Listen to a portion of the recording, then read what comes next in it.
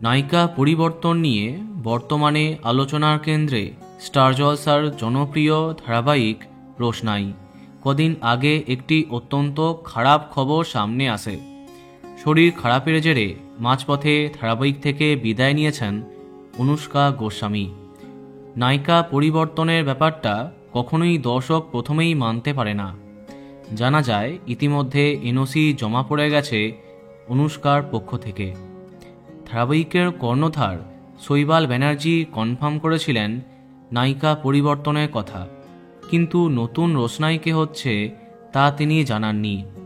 অন্যদিকে টেলিপাড়াতে একটি অবাক তথ্য সামনে আসে যে সনের নতুন নায়িকা হচ্ছেন তিয়াসা লেপচা।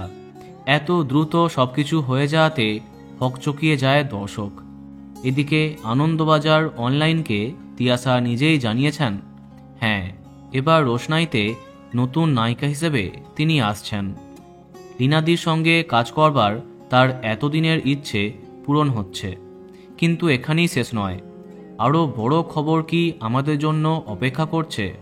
কেননা রোশনাই চরিত্রে তিয়াসা যদি কনফার্ম হয়ে যেতেন, তাহলে কেন এখনও শুটিং আরম্ভ হয়নি এই ধারাবাহিকের। জানা যাচ্ছে গত শুক্রবার শেষ দিন শ্যুট করেছিল রোশনাই, যেখানে ছিলেন না তিয়াসা।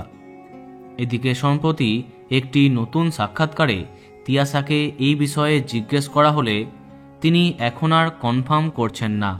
তার কথায় কথা হয়েছে, কিন্তু এখনই সব নিশ্চিত নয়, তাই এখনও সিলমোহর দিতে পারছি না। তাহলে কি লুক টেস্টে বাদ গেলেন তিয়াসা? তাহলে কি তিয়াসা বা অনুষ্কার পরিবর্তে অন্য কাউকে দেখা যাবে? সেই সন্দেহ কিন্তু ঘনীভূত হচ্ছে। দেখা যাক কি আপডেট সামনে আসে। তো বন্ধুরা, এই বিষয়ে তোমার কি মন্তব্য কমেন্টে জানাতে পারো। আর এই রকমই আরও অনেক ভিডিও পেতে সাবস্ক্রাইব কারেন্ট বস। ধন্যবাদ।